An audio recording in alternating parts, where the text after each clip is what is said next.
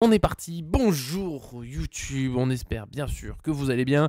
Vous voyez cette vidéo soit un tout petit peu avant le match PSG Real Madrid, donc ça vous permet bien sûr de l'attendre, ou alors vous le verrez après. Et dans ce cas, ça fera quand même un petit point mercato qui fait pas de mal. C'est très rare qu'il y ait un live ou une vidéo le jour des lives, mais c'est comme ça, parce que là on est en période mercato, et comme je le disais avant de lancer un petit peu sur Twitch, bon le temps de se dire bonjour. Demain ça sera le débrief de PSG Real Madrid, j'espère que vendredi on fait l'avant-finale, donc le point sur le groupe, l'équipe parisienne. Et dans ce cas, pas de point de mercato de la semaine, ça fait long. Alors qu'il se passe des petits trucs, il y a des rumeurs à commenter, il y a un petit peu d'agitation, surtout niveau départ. Et oui, je suis désolé, on a des problèmes de restriction de Twitch sur ParisFan. C'est comme ça, comme je le dis toujours, ParisFan est d'abord un site, c'est aussi YouTube et Twitch avec beaucoup de bonheur. Avec vous, bien sûr, n'oubliez pas le petit j'aime sur la vidéo, ça fait du bien, ça nous aide à avancer. Vous êtes nombreux en ce moment, ça fait plaisir. Sur Twitch, on n'oublie pas aussi de s'abonner des deux côtés, ce que vous préférez. YouTube, il y a le plus important, franchement, entre les deux, vous loupez pas grand chose. J'essaie d'être là pour tout le monde. Je vous aime tous, jusque Twitch, comme ça on peut discuter en même temps, ça fait toujours plaisir. Bonjour Nana, on est ensemble pour ce point mercato, on se lance. Le joueur que j'ai mis en image principale, c'est peut-être je pense que la meilleure description de cette rumeur Rodrigo, c'est que c'est la rumeur la plus folle des derniers jours. Je dirais pas que c'est la plus avancée ou la plus passionnante du point de vue, ça peut vraiment se faire. C'est au moins la rumeur la plus folle. Je sais pas à quel point vous y croyez. Ça, c'est un point déjà sur YouTube comme sur Twitch, mais n'hésitez pas.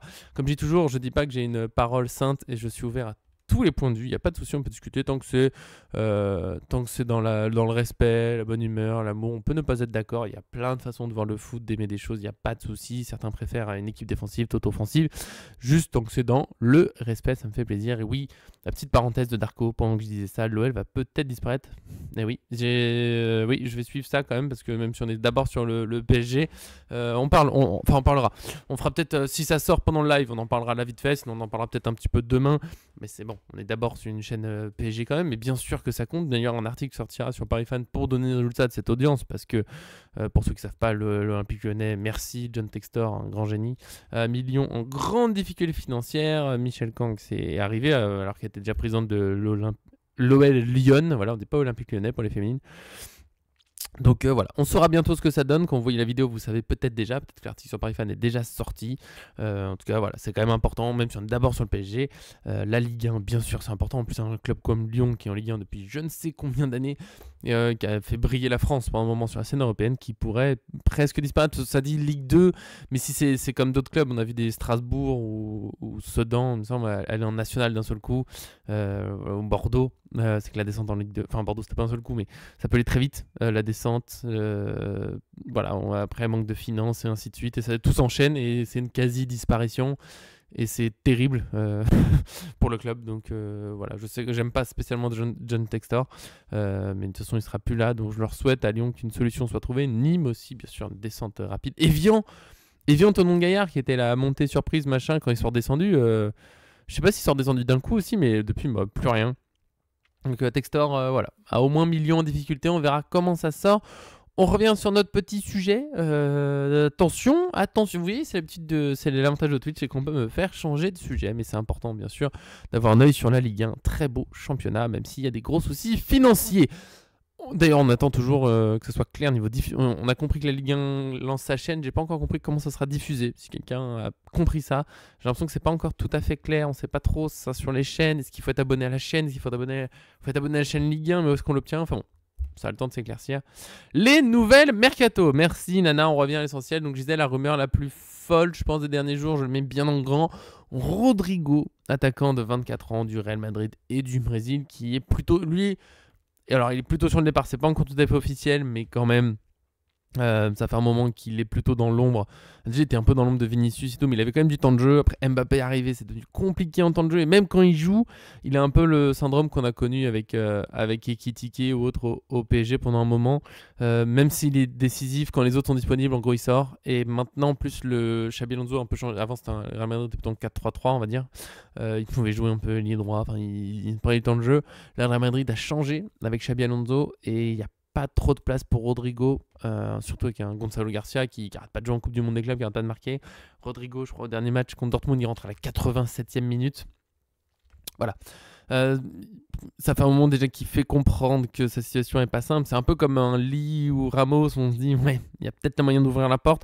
eux se plaignent pas, lui en plus il a fait comprendre que bon ça devient compliqué. Et il a été évoqué du côté du PSG et j'y crois pas trop. Je suis pas forcément contre sa venue, c'est pas ça que je crois pas, c'est juste que j'ai l'impression que le PSG est cité, ouais, comme dit Nana, c'est un bon joueur, c'est un joueur d'un grand club.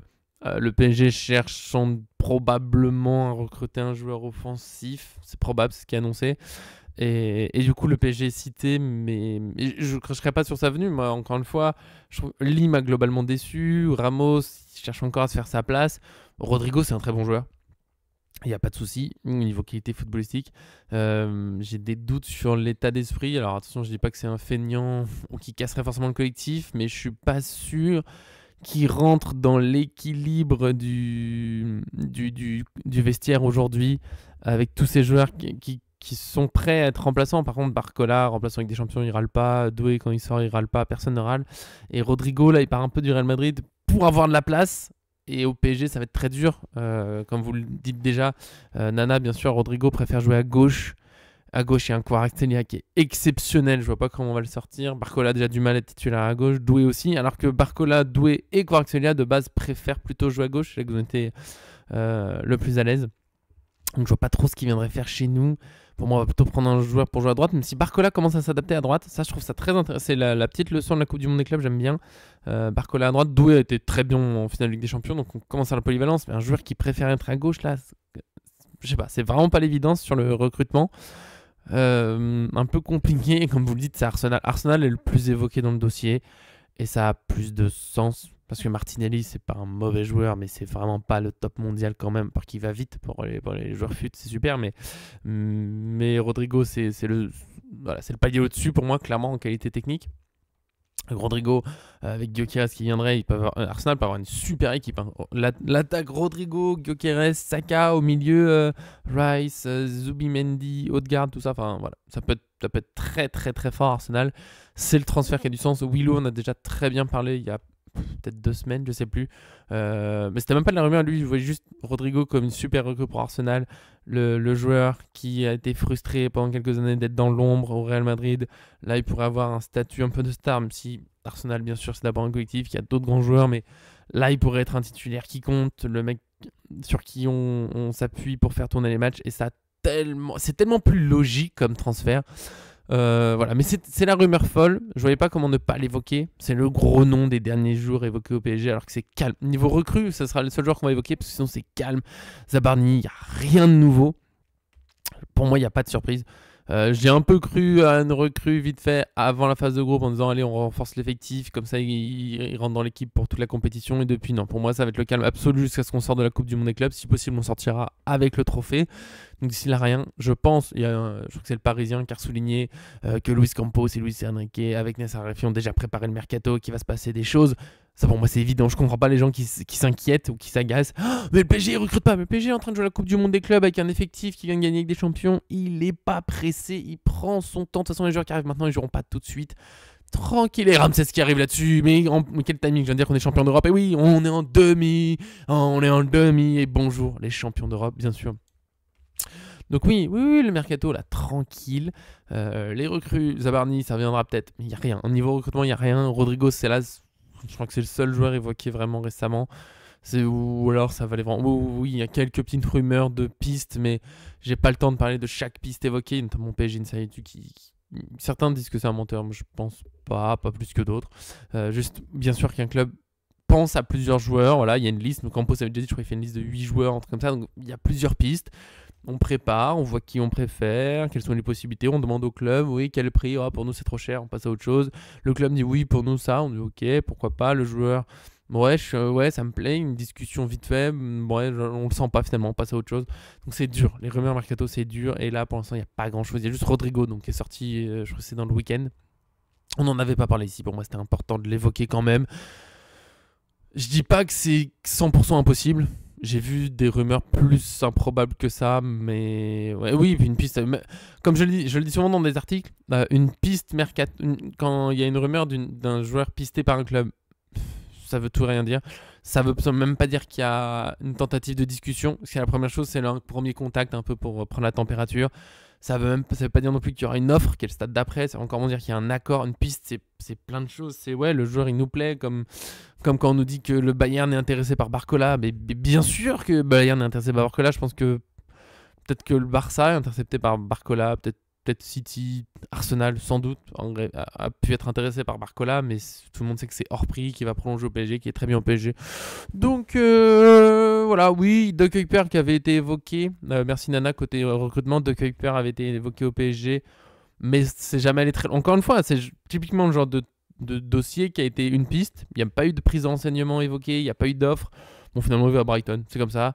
Jachari qui va signer à Milan. Bon, bah, c'est comme ça. Voilà, le PSG fera d'autres recrutements, donc aucune inquiétude. Rien de fou. Pour conclure sur Rodrigo, c'est vraiment le dossier. C'est pas complètement impossible. Pour moi, c'est moins impossible que Barcola au Bayern. Mais voilà, j'y crois pas trop. On verra ce que ça donne. Je pense qu'il va aller à Arsenal. Arsenal, c'est la logique. C'est même une saison que je suivrais. Donc, déjà, Arsenal, depuis que je suis tout petit, quand j'étais petit, il y avait tous les joueurs français, les machins. Je sais pas, j'ai une petite affection pour Arsenal depuis longtemps. Maintenant, il y a Arteta. Enfin voilà, il y a toujours une petite histoire. Arsenal, j'aime bien. Donc, je suivrai. Si Rodrigo y va, je serais très curieux de voir ce que ça donne. Si Aggo qui reste, bien sûr, tout le monde connaît mes origines suédoises. Donc, voilà, tranquillement, Rodrigo.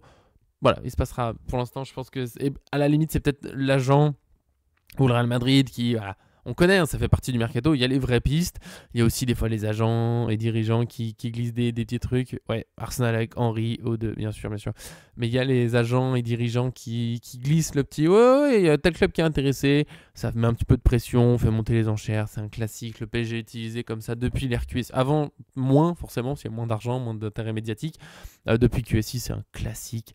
Récemment il y a eu Salah par exemple, le PSG était préféré une offre astronomique dans son salaire, bon il a prolongé à Liverpool son aussi, Van Dijk il bougera pas non plus de Liverpool. Il y a eu qui d'autre comme ça récemment, il y a eu d'autres joueurs dans la saison mais là je l'ai plus, qui a fini par prolonger. Kimmich bien sûr. Ouais, le PSG, bon finalement rien du tout. Donc voilà, rien de spécial, on va passer tranquillement au niveau départ, il y a des petites folies, il y a un doute, il y a un double doute, mais on va y aller un par un et un peu les deux en même temps quand même. On passe à notre cher petit Kolo Muani qui lui aussi correspond, il n'y a que des surprises. La surprise Rodrigo, bon, on n'y croit pas trop. Nico Williams, quel dossier, ouais. Ça montre que le Barça vraiment peut pas recruter, quelle horreur pour eux. Nous on a Kolo Muani. Toujours 26 ans, ce cher attaquant, et ça bloque tellement que je commence à me demander s'il va y aller. Franchement, je commence à... Autant, je parlais juste avant il y a le jeu déjà... Ouais, quelle horreur de négocier avec la Juve ces dernières années. Bah, ils ont pas d'argent, faut pas se mentir. Et d'où leur difficulté aussi. Mais autant, je disais, ouais, il y a le jeu des agents, des fois, c'est juste la pression. Et là, je commence vraiment à me demander, mais est-ce qu'il va vraiment y aller, est-ce qu'il va vraiment y rester? Parce que Kolo Muani avait dit assez vite qu'il voulait rester. La Juventus avait dit qu'il voulait le garder. Chelsea, Nana qui propose Chelsea qui a déjà 12 ou 13 attaquants, je sais plus, c'est abusé. Qu'on pourrait retrouver en finale d'ailleurs, on l'a pas évoqué, mais oui, on pourrait retrouver Chelsea en finale de la Coupe du Monde des clubs, puisqu'ils ont éliminé Fluminense 2-0 malheureusement. Pas de retrouvailles avec Thiago Silva en finale de Coupe du Monde. Dimanche, on en parlera plus demain, bien sûr, et vendredi, si on est qualifié. Mais oui, malheureusement, Chelsea en finale. Bon, après Chelsea, c'est sympa, on les a pas joués depuis très longtemps. Une équipe très différente de la fois qu'on les a rencontrés. Il y a des retrouvailles avec Nkunku, mine de rien, qui joue un peu. Donc, il y a quand même des retrouvailles, c'est toujours sympa. Donc voilà. Donc on disait, ouais, Kolo Muani, oui, Chelsea, parcours, on en parlera de Chelsea, on reste sur le mercato sinon on va vraiment se perdre. Kolo Muani, du coup, oui, il avait dit qu'il voulait rester, la Juventus s'était plutôt intéressée, il y a eu le changement d'entraîneur qui a mis un doute, il y a eu même une rumeur pendant un moment quand Igor Tudor arrive où il est sur le banc pour pas atteindre certaines clauses qui obligeraient, bon il a rejoué juste après, il était titulaire donc c'était n'importe quoi. C'était pas une clause, c'était pour faire baisser sa valeur, c'était un bordel. Les rumeurs, déjà, faut souvent se méfier. Je dirais que Espagnol, c'est souvent vraiment... Il y a quand même beaucoup de n'importe quoi. Sauf les petits journaux, Marca, AS, Mundo Deportivo, ça part dans tous les sens. Les plus petits médias comme ABC Sevilla ou un truc comme ça c'est plutôt fiable. Mine de rien, souvent quand ils ont parlé de nos joueurs, ça s'est confirmé. C'est un nom comme ça le média, je suis plus sûr, ABC quelque chose, mais plutôt fiable. El Chiringuito, les gars, c'est le pire. De temps en temps ils ont raison sur un truc, mais c'est vraiment au pif. Et les médias italiens, c'est spécialiste du prix qui part dans tous les sens. Très souvent, quand on est intéressé par un joueur en Italie, la fourchette du prix va être sur 50 millions d'euros à peu près. Il y a des médias qui vont dire par exemple 70, d'autres ça va aller à 120, 150, ça peut vraiment aller dans tous les sens. Donc attention aux rumeurs. Je dirais qu'en France, on n'est pas on dit qu'on n'est pas toujours super fiable. Les gens qui se méfient, je comprends. Les rumeurs, encore une fois, c'est compliqué. En plus, il y a un peu de n'importe quoi des fois. Mais on n'a pas les pieds en France. Je dirais que Espagne et Italie, c'est assez costaud des fois sur n'importe quoi. Mais bref, Colomani, donc il y a eu ces rumeurs, mais il y a quand même vraiment la Juventus qui a dit oui, on aimerait le garder. Colomani dit qu'on voudrait le garder. Et on a prolongé son prêt pour la Coupe du Monde des clubs. Ok. Et depuis, ça bloque. Et comme vous l'avez dit, la Juventus a recruté Jonathan David en fin de contrat. J'ai vu qu'un autre joueur offensif pourrait arriver. Je sais plus si c'est pas Sancho. J'ai un tout petit doute. Oui, on pourrait déjà parler de Chelsea pour un joueur en finale. Mais c'est pas le moment, Nana. C'est pas le moment. On sera bientôt en finale. T'inquiète pas. Demain, on en parle. On sera en finale. Mince. J'ai vu ce matin le nom d'un joueur qui serait proche aussi de Juventus. Je me demande si c'était pas Sancho. Je suis désolé, j'ai un petit trou. J'ai vu le truc passer, mais vu que c'est pas nous que ça concerne directement, Ah, c'est Sancho. Ouais. Osimhen aussi évoqué, mais Osimhen, non, on va rester au Galatasaray, ce que j'ai vu les dernières rumeurs là, dans la journée. Voilà, mais ils ont David qui est arrivé, Sancho qui arrive. Alors David, c'est fin de contrat, ça c'est un super. Alors David, je sais pas si c'est un super choix pour sa carrière, mais pour la Juventus, je trouve que c'est un énorme coup quand t'es en difficulté financière. D'aller prendre un David fin de contrat, c'est un très très joli coup. David, je suis curieux, j'aurais préféré qu'il ait cette opportunité dans un grand club européen autre part que dans une Juventus un peu malade, mais pour la Juventus, c'est un très joli coup et pour lui, c'est déjà pas une mauvaise opportunité. Sancho, c'est le joueur talentueux qui brille à Dortmund et qui depuis se perd un peu partout. Il fait le tour des clubs anglais, ça marche pas. Pourquoi pas tenter une autre aventure, mais j'ai l'impression que maintenant c'est le joueur, ouais, ok, il fait rêver de temps en temps, mais il manque quelque chose dans la régularité, peut-être, je sais pas. Mais bon, quand même, il serait sur Sancho, après David. À quel point ils veulent vraiment Colomoni? Parce que là, donc le PSG voudrait en gros un transfert définitif ou un prêt à obligation d'achat, donc vraiment c'est fini, autour de 50 millions d'euros. Et d'après les rumeurs, la dernière proposition de Juventus, c'est un prêt payant à 10 millions d'euros et une option d'achat à 40, donc t'es pas sûr de ce qui se passe au bout. Donc en gros, ils veulent vraiment pour l'instant juste payer 10 millions d'euros et allez, effet exceptionnel, on prend quelque chose, donc là on faut renégocier l'année d'après. Un peu l'impression que la Juventus veut prendre le PSG pour des pigeons, genre oui, on vous donne 10 millions, c'est pas mal 10 millions pour Colomani, c'est très peu, c'est très très peu. Et l'année d'après, l'option d'achat à 40 millions d'euros, on la lève pas. Eux seront fait une deuxième saison, je crois que le prêt payant était déjà genre à 5 millions pour la saison dernière. Voilà, eux se sont fait un bel attaquant international français pour 10 millions d'euros, après ils ont le temps de réfléchir, de renégocier. Ouais, j'ai l'impression qu'on se ferait un peu avoir, donc je pense que c'est pour ça que le PSG accepte pas. Et du coup, qu'est-ce qui va se passer pour Colomani? Franchement, Colomani, je suis plus sûr de ce qui va se passer. Et là, dans le point mercato, après il y a Asensio, en gros, ok, on a que 3 joueurs aujourd'hui en gros dossier, on va dire. Qu'est-ce qui se passe pour Colomani? Comment vous le sentez? J'avoue, il y a la première ligue qui est évoquée des fois pour lui, mais pas de façon très précise. Il y a Manchester United, mais bon courage. Est-ce qu'il peut aller chercher un rôle de doubleur quelque part? Chelsea, bien sûr, pour son 14e attaquant. Je sais pas trop où il pourrait aller en première ligue. J'avoue, Colomani, où est-ce qu'il cherche un joueur? Est-ce qu'un club comme Aston Villa, par exemple? Mais ce qu'il y a, c'est que pour moi, Colomani, c'est quand même un joueur un peu surcoté. Enfin, pour moi, voilà, il a des qualités, mais c'est pas le top mondial. J'ai dit plusieurs fois, quand on le prend presque au même prix qu'un Kane ou Haaland, moi, ça me fait du mal. Mais c'est comme ça. Darko propose un retour à Francfort s'il vend des tickets, bien sûr. D'ailleurs, la vente des tickets, parce que j'avais vu qu'à un moment ça pouvait se faire à 80 millions d'euros machin, et j'ai l'impression qu'il s'est rien passé depuis. Il a pas bougé encore. Je me demande où il peut aller lui aussi. Mais oui, s'il le vend, pourquoi pas retour à Francfort, là où il était bien, là où il a brillé. Pourquoi pas relancer Leverkusen, pourquoi pas. En fait, la Bundesliga, où il a brillé, où il était heureux. Bon, il n'y a pas forcément des super moyens, mais 40-50 millions d'euros peut-être. Pourquoi pas faire un retour à Francfort? Comme Trapp, qui est passé chez nous, qui est revenu là-bas. Les Leverkusen a de l'argent, bien sûr. Ils ont une équipe, un projet à refaire en plus. Wirtz qui est parti, Ta qui est parti, Xabi Alonso qui est parti. Ça fait beaucoup de monde. Peut-être Leverkusen.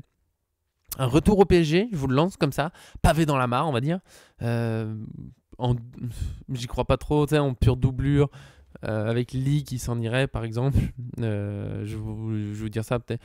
Il y a aussi, il ne sera pas évoqué pleinement, mais il y a Sanchez, gros flou Renato Sanchez. Je sais que j'ai un joueur Dourdan qui est fan de lui, qui se dit qu'il pourrait se rendre au PSG, j'y crois pas une seconde.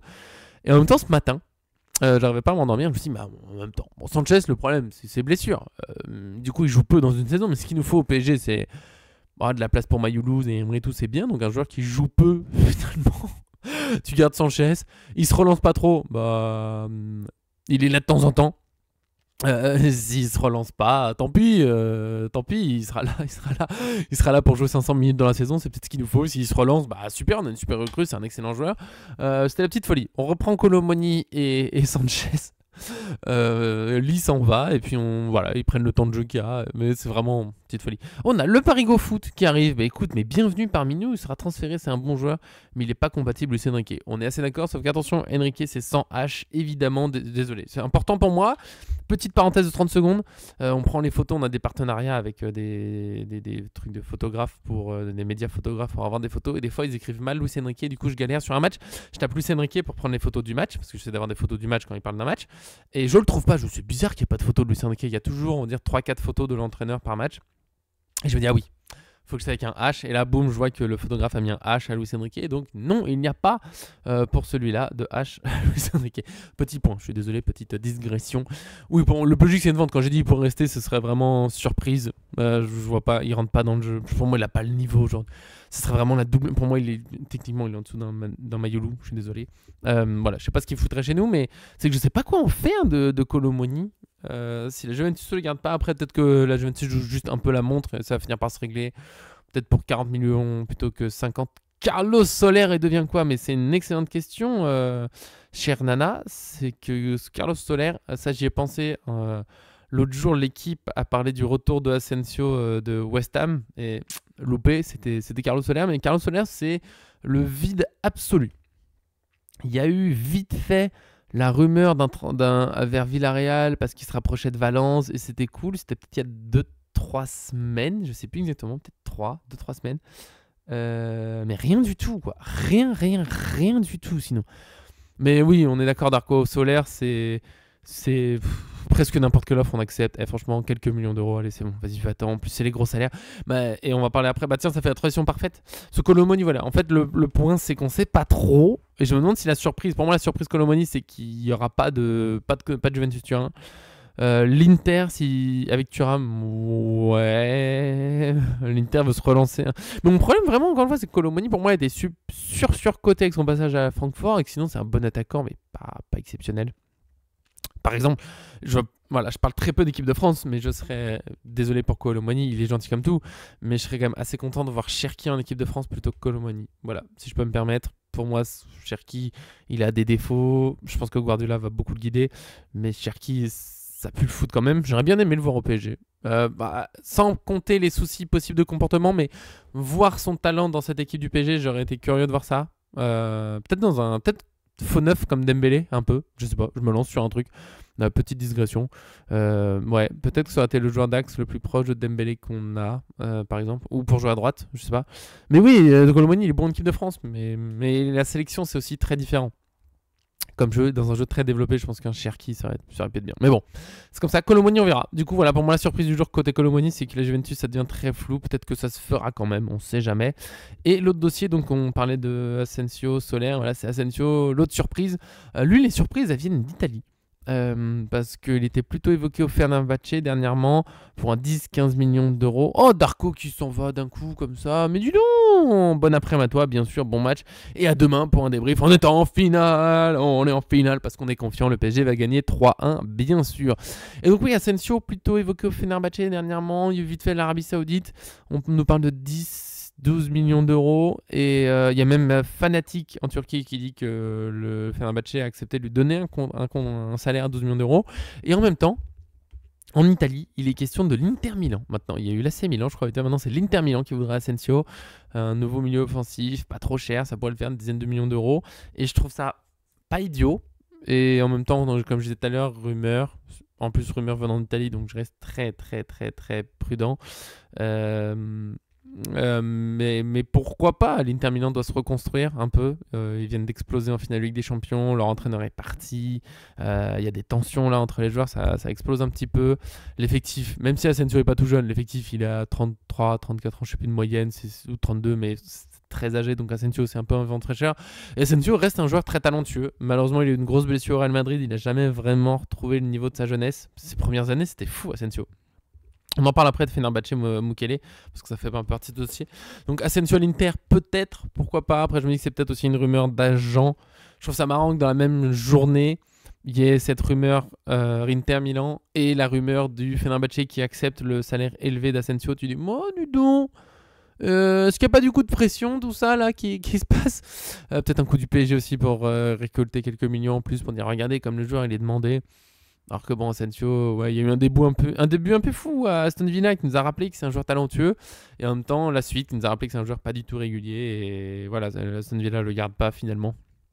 Alors qu'au bout de quelques semaines, c'est bon, il va continuer, bon, c'est mort.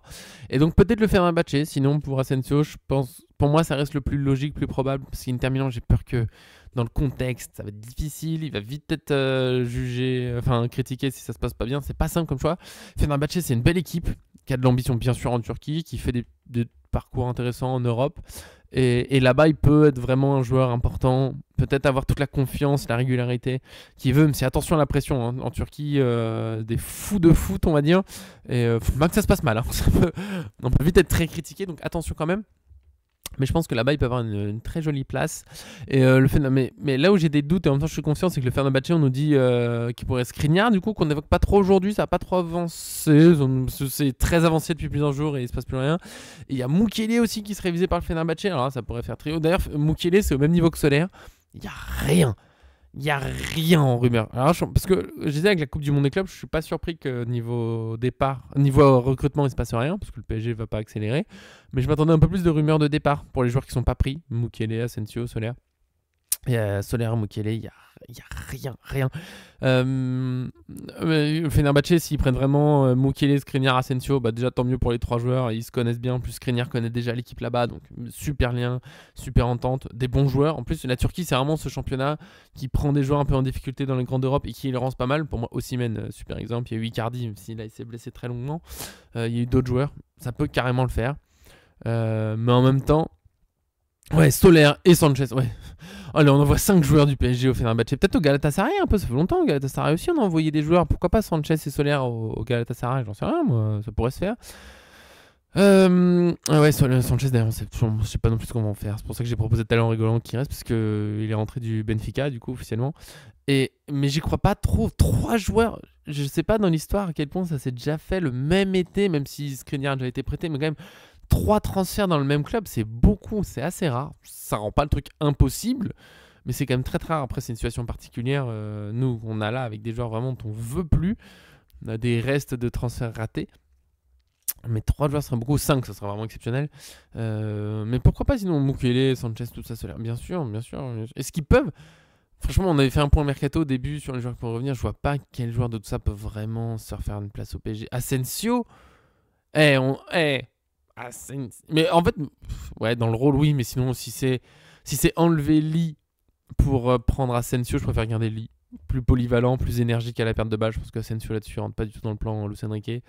Tu crois plus en Asensio et Skriniar que Mukele au Fenerbahçe. En plus, le Mukele au Fenerbahçe, c'est évoqué comme ça de temps en temps, un peu en package avec les deux autres. Mais il n'y a pas grand-chose, il n'y a pas beaucoup de confirmation. Il y a un peu rien sur Mukele. Pour ça, j'ai l'impression qu'il ait fait une saison très correcte au Bayer Leverkusen. Je pense qu'il y aurait un peu plus d'agitation. Et sinon chez nous, mais en fait Mukele c'est le joueur, bah typiquement ça fait une doublure, il peut jouer à droite, vite fait il peut dépanner à gauche à la place de Mendes s'il faut, mais il y a tellement eu une cassure avec Luis Enrique que j'y crois pas du tout. Pourtant là-bas c'est pas un mauvais joueur du tout, après le rôle d'Hakimi, il peut pas le jouer de la même façon bien sûr, mais c'est un bon remplaçant en défense, c'est juste que il y a cassure, visiblement c'est sur le sérieux en dehors des terrains, l'hygiène, tout ça, enfin bref, le comportement en dehors des terrains où il y a vraiment une cassure avec Luis Enrique, il a vraiment disparu, un Zag était passé devant, et Zag a disparu depuis, enfin maintenant il est prêté à Copenhague, mais Zag c'est pas le joueur qui est arrivé en cassant tout exceptionnel. C'était un bon petit jeune, mais il n'était pas incroyable quand il est arrivé, il est quand même passé devant Mukele. Donc c'est dommage parce que Mukele, sinon, oui.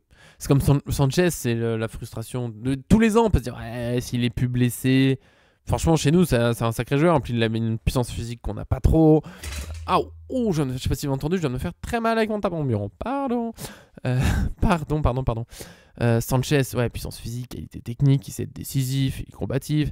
mais c'est blessure. Mais en même temps, si on n'a vraiment pas le prêté, tu te dis, bon, bah il reste. Et puis s'il arrive à capter quelques centaines de minutes de jeu, ce sera une minute de jeu où on ne savait pas qui les donner.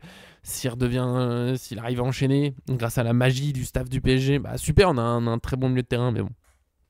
C'est un peu un rêve. À force, à chaque fois, on peut rêver un petit peu, mais ça va être compliqué, je sais vraiment pas. En fait, niveau départ, on est dans le monde des surprises, un peu du flou. Asensio, Inter Milan, j'y crois pas trop. Fenerbahçe, pourquoi pas. Skriniar, je pense que ça va se faire assez vite au Fenerbahçe, là, bientôt. Je pense que ce sera bon. Colomoni, c'est flou. Et il y a l'Arabie Saoudite. Mais il faut que ça tente les joueurs aussi, hein, parce qu'ils n'ont pas toujours envie. Il y a le Qatar. On a Verratti là, qui a changé de club au Qatar. Quelle tristesse sa carrière là, à 32 ans. De juste changer de club au Qatar dans l'indifférence totale. Tout le monde s'en fout. Il a juste changé de club comme ça. Voilà. Bon, bah, tant pis. C'est Verratti. Quel talent c'était. Mais voilà, pour le mercato, je sais pas si on va faire beaucoup plus. J'ai l'impression d'en faire un bon tour de ce qui se dit, des possibilités. Dites-le vite fait là dans le chat si j'ai oublié des dossiers importants. Bon, sur 30 minutes, j'attendais pas beaucoup plus. On n'a pas beaucoup de folie, comme je disais. Tout à l'heure, on est sur une partie assez calme du mercato. Pas de surprise, on est en Coupe du Monde des clubs. Ça se trouve, dès qu'on sera sorti, donc lundi, bon, jour férié, les gars. Jour férié, soyez gentils sur le mercato. Mais la semaine prochaine, ça va peut-être vraiment s'enflammer parce que il y a du temps, mais ça revient vite. 13 août, la Super Coupe d'Europe. Après, boum, la Ligue 1. Faudrait être prêt assez vite. La Ligue des Champions, c'est en septembre, de tête. Je n'ai pas regardé les dates, mais ça démarre toujours en septembre. Ça va venir très vite. J'aime bien quand on perd pas trop de temps sur le mercato. J'espère qu'il y aura vite des recrues. Les départs, on fixe l'effectif. Mais d'abord, finir la Coupe du Monde des clubs. Donc peut-être que la semaine prochaine, on fait des... De toute façon, à partir de la semaine prochaine, ce sera soit des discussions, soit des points mercato, des réflexions peut-être. Mais il n'y aura plus de match, ça c'est sûr. Il n'y aura plus de match pendant un mois pile, d'ailleurs, du 13 juillet au 13 août. Sauf si on n'est pas en finale, parce que ce sera dès ce soir, et j'en serais bien triste. Donc voilà, je pense vraiment sur le mercato, j'essaie de réfléchir en même temps que je vous parle, mais je vois pas de nouvelles que j'aurais oubliées. Donc on va se quitter gentiment. Pour ceux qui sont sur Twitch, pour ceux qui verront la vidéo avant ce soir, profitez bien du match de ce PSG Real Madrid qu'on débriefe demain à 14h30 sur Twitch, évidemment. Oui, Nana, il y aura peut-être des petits coups à faire à Lyon s'ils descendent. Un Mikotadze, pourquoi pas. Certains veulent d'un Malik Fofana, bien sûr, voilà, il est cité déjà par Nana. On verra, on fera le point là-dessus aussi, on verra comment ils s'en sortent. J'espère que Lyon va pas descendre quand même, ce serait un peu triste. Voilà, de voir un tel club disparaître à cause d'un propriétaire qui a fait un peu n'importe quoi. Et donc on se retrouve demain 14h30 pour le débrief, qu'on soit qualifié ou pas, faudra débriefer, j'espère bien sûr que ce sera avec la qualification. Et si on est qualifié, vendredi, on parle de la finale Chelsea-PSG ou PSG-Chelsea, je sais pas dans quel ordre elle est, j'ai pas regardé encore. Si on n'est pas qualifié, je vous dis demain de quoi on parle vendredi. Ça se trouve ce sera Mercato s'il s'est emballé, ou je sais pas, ou on verra. En tout cas voilà, ce soir le match, profitez bien, ça sera un bonheur, un grand match. Bon, il y a la chaleur, l'humidité, mais quand même de très beaux joueurs, des belles équipes. On se retrouve demain, des gros bisous, merci pour votre présence, merci Nana d'avoir été allé jusqu'au bout. Darko, quand tu verras la vidéo YouTube, je te le dis, tu es un salaud d'être parti avant la fin. Non, je comprends bien sûr, merci à vous sur YouTube, j'essaye encore une fois toujours de vous répondre aussi. Vous êtes les meilleurs partout, de l'amour, profitez bien, attention aux chaleurs qui reviennent, n'oubliez pas les crèmes solaires. Boire de l'eau évidemment tout le temps, moi je vous le dis, vous voyez ma tasse régulièrement, la tasse avec de l'eau et du thé toute la journée, ça fait plaisir. Profitez bien, bon match à tous, à demain pour le débrief. C'était voilà le petit point mercato, tranquillement, gentiment. J'espère bientôt des nouvelles plus excitantes, on pourra débattre des places de chacun, faire des points sur les joueurs, mais là pour l'instant c'est un peu de flou et surtout du dégraissage. On se retrouve demain comme j'ai déjà dit. Des gros bisous, bonne journée à vous et bon match et vite.